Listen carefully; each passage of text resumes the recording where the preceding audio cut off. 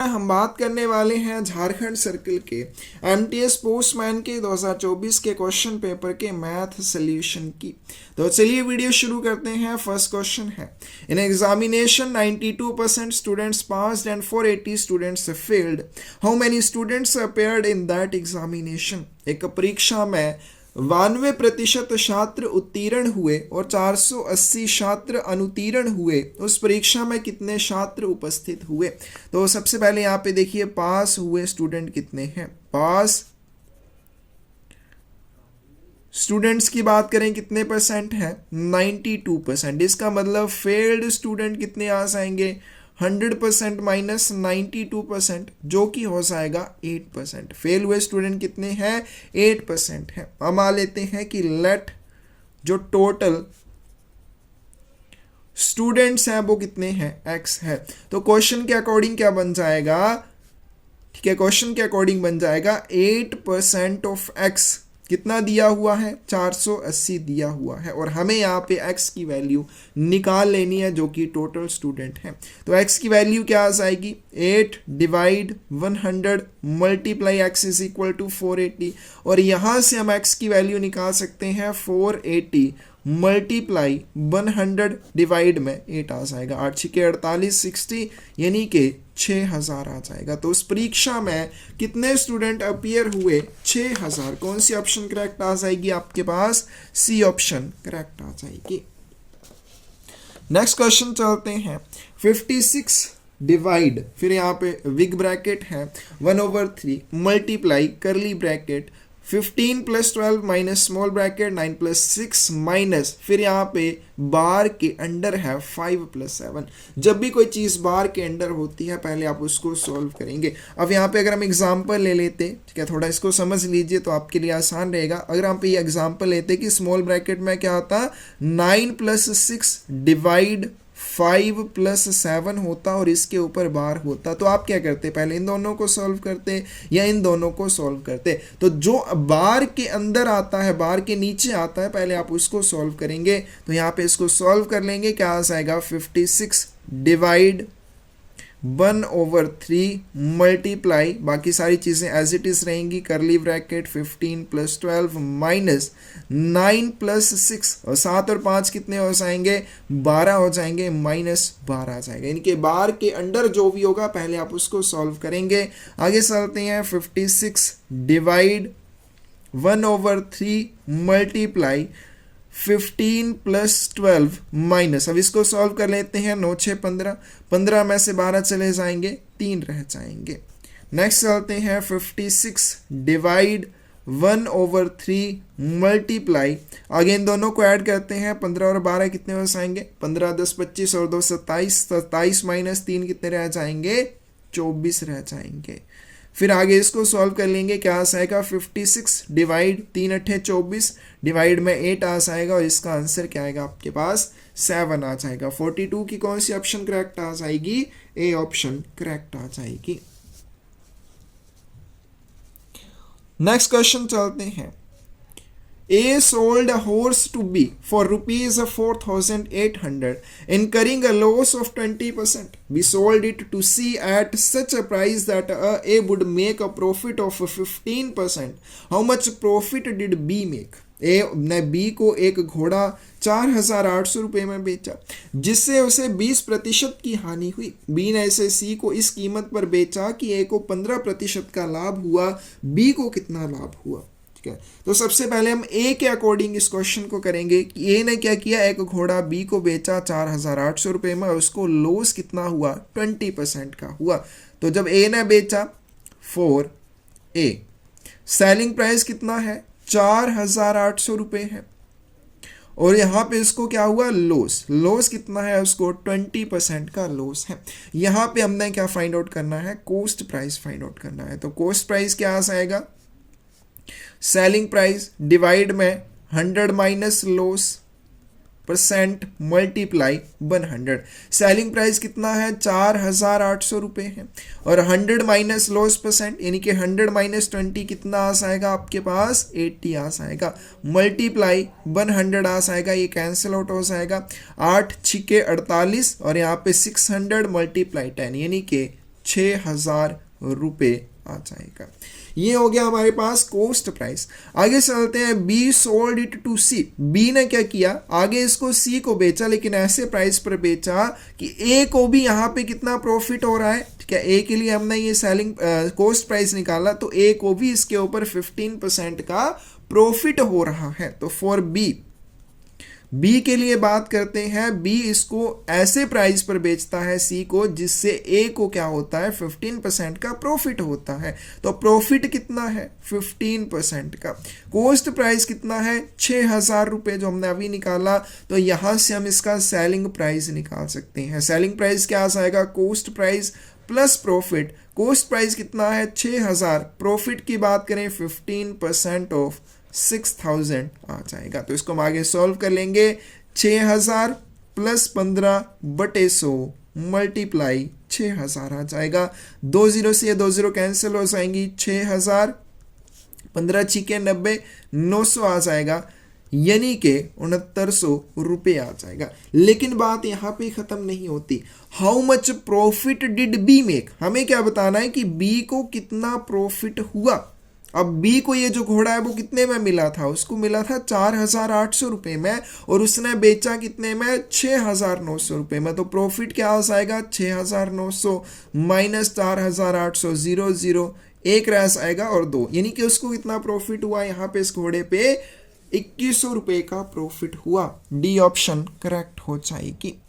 Next question है, if the simple interest on ₹1 for 1 month is 1 paisa, then what will be the annual rate percentage.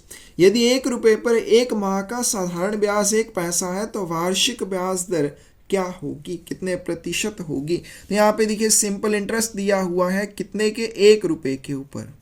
कितना दिया हुआ है, simple interest 1 पैसा per month दिया हुआ है। तो यहाँ पे ये पैसे में दिया हुआ है, इसको भी पैसे में कन्वर्ट कर लेते हैं। 1 रुपये में 100 पैसे होते हैं। और टाइम की बात करें तो मंथ के हिसाब से दिया हुआ है, यानी कि टाइम क्या आ जाएगा, 1/12 वर्ष आ जाएंगे, क्योंकि एनुअल रेट ऑफ इंटरेस्ट निकालना है। तो एनुअल क्या हो जाएगा, 1/12 हो जाएगा।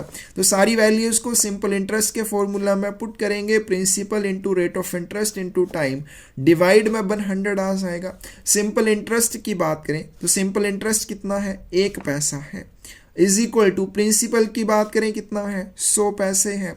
रेट ऑफ इंटरेस्ट हमें यहाँ पे फाइंड आउट करना है। टाइम की बात करें 1/12, तो गुना क्या आ जाएगा, 100। ये दोनों कैंसिल आउट हो जाएंगे। आर क्या हो जाएगा, आर इज इक्वल टू 12 इस साइड जाके मल्टीप्लाई हो जाएगा, यानी कि 12% आ जाएगा।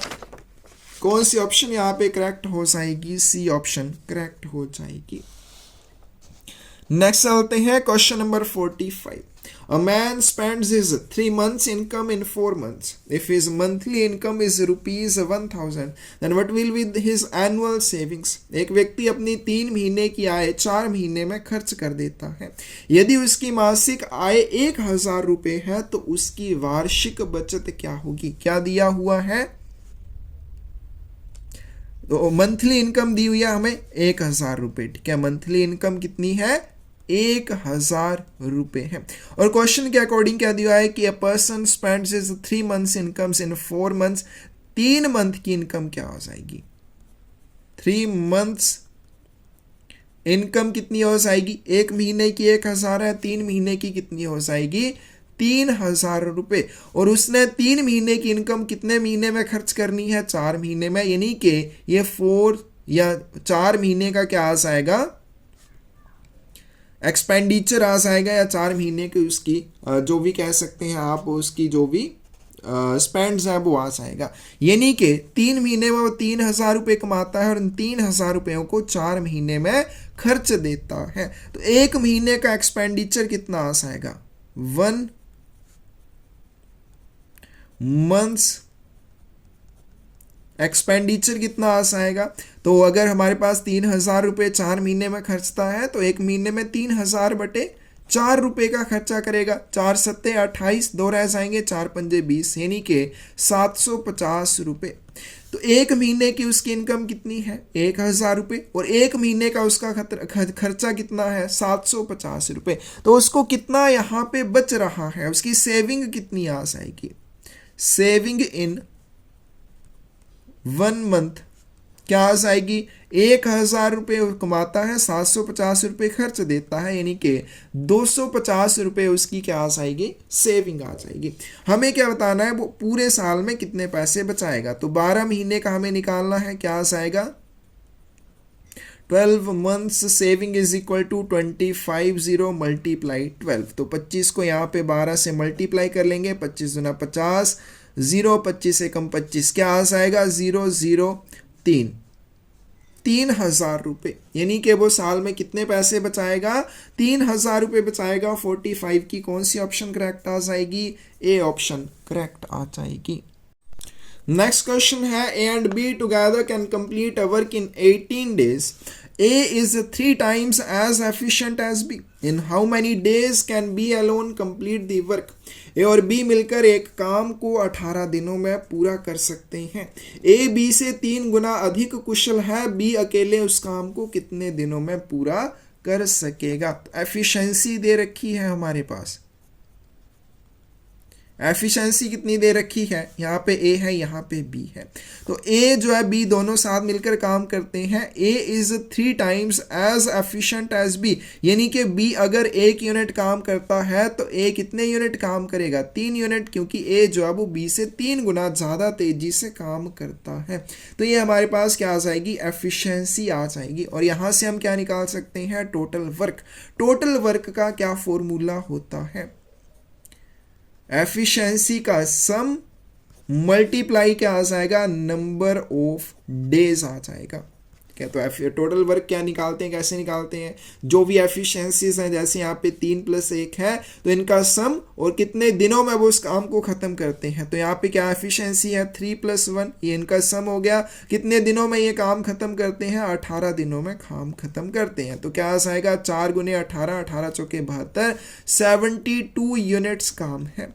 हमें क्या निकालना है कि बी अगर अकेला 72 यूनिट्स काम करेगा, उसको कितना समय लगेगा। तो इसकी एफिशिएंसी क्या है, 1 यूनिट पर डे की एफिशिएंसी है, तो इसको कितना टाइम लगेगा, time taken by B to complete 72 units work, क्या आ जाएगा 72/1, यानी कि 72 डेज का टाइम उसे लगेगा। इस काम को खत्म करने में कौन सी ऑप्शन आपके पास करेक्ट आ जाएगी, बी ऑप्शन करेक्ट आ जाएगी। नेक्स्ट चलते हैं question number 47। A bullet is fired from a rifle at a speed of 2520 km/h. It hits the target after 0.2 seconds.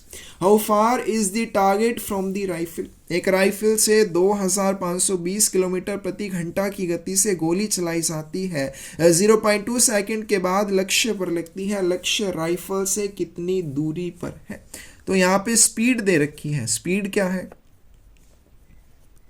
2520 kilometre per hour की स्पीड है, और time कितना है, 0.2 सेकेंड का टाइम है। हमें क्या निकालना है, हमें डिस्टेंस फाइंड आउट करना है। डिस्टेंस क्या हो जाएगा, अब यहाँ पे देखिए, ये हमारे पास दी हुई है स्पीड 2520 किलोमीटर पर आवर, और ये टाइम है सेकंड में। या तो इसको हम हावर में कन्वर्ट कर लेते हैं, या फिर हम इसको मीटर पर सेकंड में कन्वर्ट कर लेते हैं। तो स्पीड को मीटर पर सेकंड में अगर हम कन्वर्ट करेंगे, क्या आ जाएगा, 2520 गुने 5/18।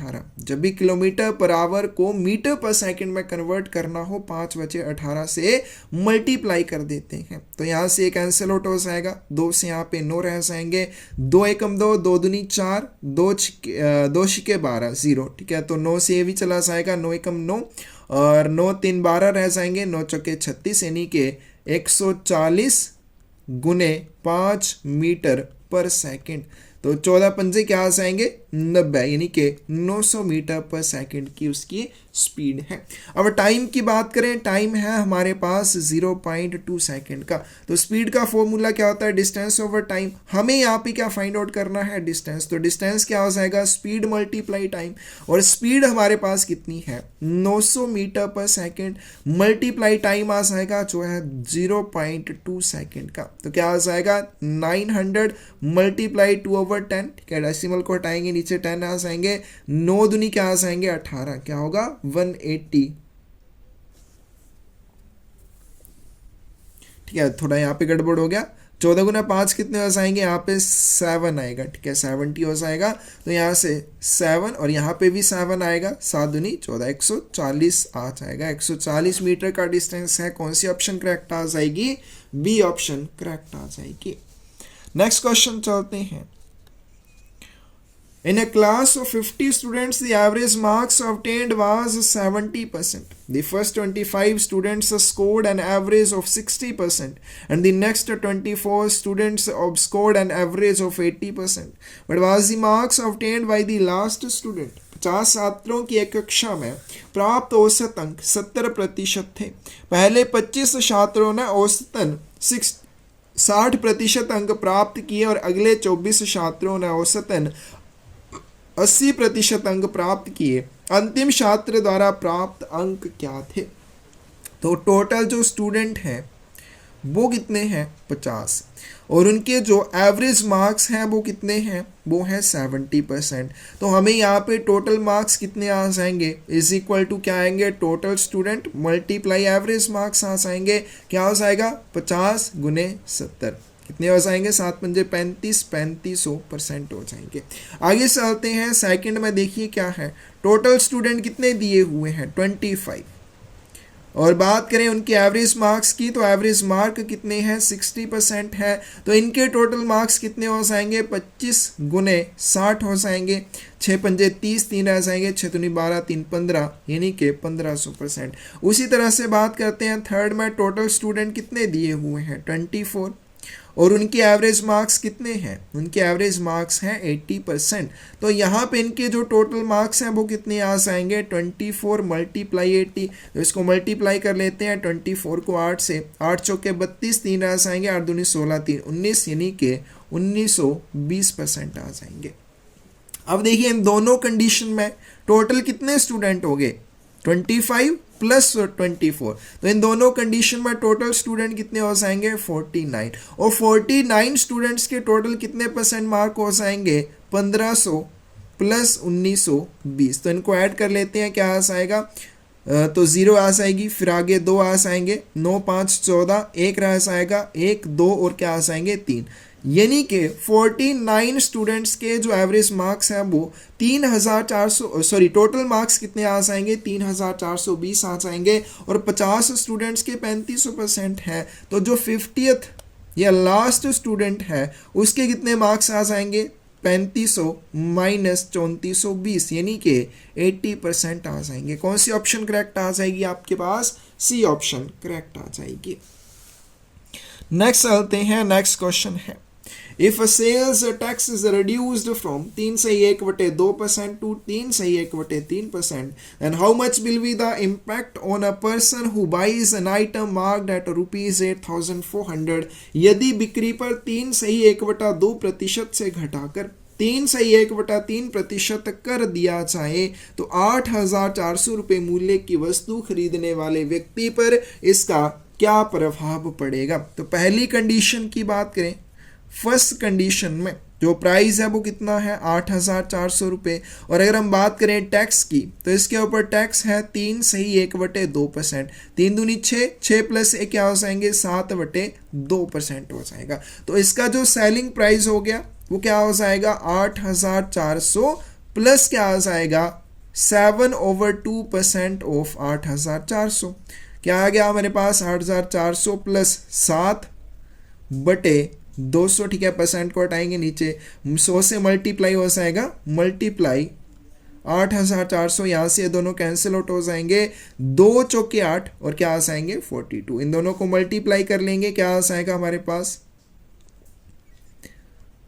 प्लस आ जाएगा 7 दूनी 14, 1 रह जाएगा, 7 चौके 28 और 1 29, क्या आ गया 4 9 6 8, 8694 रुपये। जब ये हमारे पास टैक्स कितना है, 3/1/2% है। सेकंड कंडीशन की बात करें तो प्राइस कितना है, प्राइस सेम है।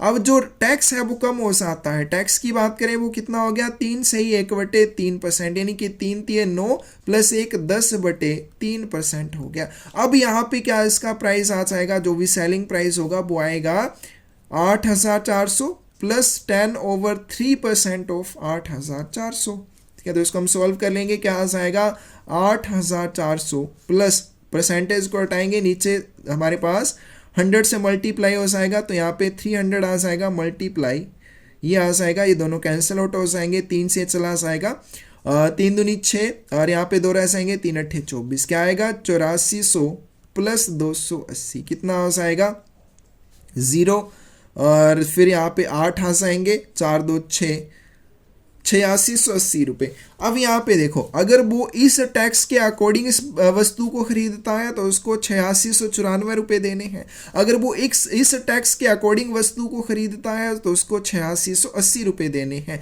तो ओवरऑल यहाँ पे कितना इम्पैक्ट पड़ा, इम्पैक्ट क्या आ जाएगा 8694 माइनस 8680, जो कि हो जाएगा, ठीक है, तो 8694 माइनस क्या आ जाएगा हमारे पास 8680, 4 और 1 यानी कि 14 रुपये का इम्पैक्ट पड़ा। कौन सी ऑप्शन करेक्ट आ जाएगी, सी ऑप्शन करेक्ट आ जाएगी। और लास्ट क्वेश्चन है आज की वीडियो का, a sum of money given on simple interest becomes rupees 6076 in 1 year and rupees 7504 in 4 years, but is the amount and the annual rate of interest respectively। साधारण ब्याज पर दी गई एक धनराशि एक वर्ष में 6076 रुपये और 4 वर्ष में 7504 रुपये हो जाती है। राशि और ब्याज की वार्षिक दर क्रमशः क्या क्या है। तो यहाँ पे हमें प्रिंसिपल फाइंड आउट करना है और rate of interest find out करना है। तो हमें क्या दिया हुआ है, sum of money given on simple interest becomes amount after 1 year. एक वर्ष के बाद क्या अमाउंट बन जाती है 6076 रुपये, और अमाउंट आफ्टर 4 ईयर्स कितनी बन जाती है 7504 रुपये। एक वर्ष के बाद अमाउंट कितनी है 6076 रुपये है, 4 वर्ष के बाद वही अमाउंट 7504 रुपये हो जाती है। यानी कि यहाँ से हम 3 साल का इंटरेस्ट निकाल सकते हैं। ठीक है, अगर हमारे पास अब एक राशि 100 रुपये है और वो 5 वर्ष के बाद 500 रुपये हो जाती है, इसका मतलब आपको उसके ऊपर 400 रुपये इंटरेस्ट मिला। कितने वर्ष के लिए, 5 वर्ष के लिए। वही सेम चीज़ यहाँ पे है कि एक वर्ष के बाद 6076 थे, 4 वर्ष के बाद 7504 रुपये हो गए, यानी कि 4 माइनस 1 कितने रह जाएंगे 3 वर्ष। 3 ईयर्स के लिए जो सिंपल इंटरेस्ट होगा वो कितना होगा 7504 माइनस 6076 रुपये हो जाएगा। तो यहाँ पे इसको हम सब्ट्रैक्ट कर लेंगे, फिर यहाँ पे 14 में से 6 चले जाएंगे, कितने रह जाएंगे 8, और यहाँ पे क्या रहे 9 रहेंगे, 9 में से 7 चले जाएंगे 2, यहाँ पे 4 रुपये रह जाएंगे, और यहाँ पे क्या आ जाएगा 1, यानी कि 1428 रुपये। 3 वर्ष के लिए जो सिंपल इंटरेस्ट है वो कितना है 1428। तो सिंपल इंटरेस्ट फॉर 1 ईयर, एक वर्ष के लिए सिंपल इंटरेस्ट कितना हो जाएगा 1428/3 हो जाएगा।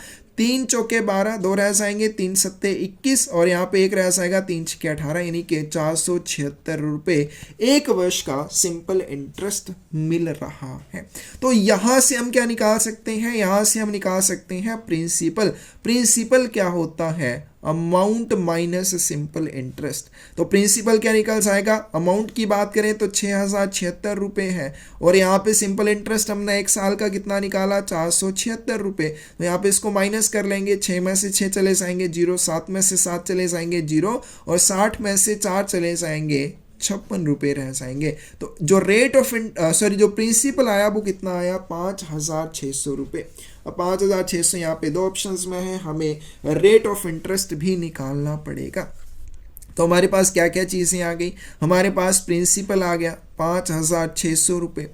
टाइम की बात करें 1 वर्ष आ जाएगा, और सिंपल इंटरेस्ट कितना है एक वर्ष के लिए 476 रुपये, और रेट ऑफ इंटरेस्ट यहाँ पे फाइंड आउट करना है। सिंपल इंटरेस्ट में सारी चीज़ों को पुट करेंगे इनटू टाइम, डिवाइड में क्या आ जाएगा 100। तो सिंपल इंटरेस्ट कितना है 476 रुपये। प्रिंसिपल की बात करें 5600 रुपये है, रेट ऑफ इंटरेस्ट हमें फाइंड आउट करना है, टाइम 1 वर्ष का है, डिवाइड में 100, ये दोनों से कैंसिल हो जाएंगे, आर क्या आ जाएगा 476/56 आ जाएगा। तो इसको हम आगे कैंसिल आउट करेंगे, क्या आ जाएगा 2 से चला जाएगा 2 दूनी 4, 2 अट्ठे 16, 2 से ये भी चला जाएगा 2 दूनी 4, और 2 तिये 6, 1 रह जाएगा, 2 अट्ठे 16, फिर 2 से चला जाएगा, 2 से यहाँ पे 14 रह जाएंगे, 2 एकम 2, 2 एकम 2, 2 नए 18, 119 डिवाइड में 14 आ जाएगा, तो इसको डिवाइड कर लेंगे 14 से, तो 14 छिके 84, 14 सत्ते 98, 14 गुना 8 कितने हो जाएंगे, 8 चौके 32, 3 आ जाएंगे, 8 एकम 8 3, ठीक है। तो 14 को 8 से अगर मल्टीप्लाई करें तो क्या आ जाएगा 112। तो हमारे पास कितने बच जाएंगे 7। अब 7 बच गए तो यहाँ पे देखिए 14 बड़े हैं 7 छोटे हैं, तो यहाँ पे हम क्या लगा सकते हैं डेसिमल, यहाँ पे 0 लगा सकते हैं, और 14 पंजे कितने हो जाएंगे 70, यानी कि 8.5% क्या आ जाएगा रेट ऑफ इंटरेस्ट आ जाएगा। तो किस में है, बी ऑप्शन में है, इसका मतलब इसकी बी ऑप्शन करेक्ट हो जाएगी। तो ये था हमारे पास झारखंड सर्कल का एमटीएस पोस्टमैन का 2024 का जो क्वेश्चन पेपर है उसका मैथ वाला पोर्शन। किसी भी क्वेश्चन में डाउट हो कमेंट सेक्शन में आप पूछ सकते हैं। पोस्टल एग्जाम से रिलेटेड कोई भी बुक चाहिए, डिस्क्रिप्शन में साइट का लिंक मिल जाएगा, वहां से आप परचेज कर सकते हैं। इसके अलावा पर्यावरण को बचाने के लिए हमने एक पहल की है पौधे लगाने की। अगर आप भी हमारे साथ उस जर्नी में जुड़ना चाहते हैं उसके लिए भी आपको डिस्क्रिप्शन में एक चैनल का लिंक मिल जाएगा, उस चैनल को सब्सक्राइब करके आप हमारी हौसला अफजाई कर सकते हैं, पौधे लगाने में हमें सहयोग कर सकते हैं। धन्यवाद।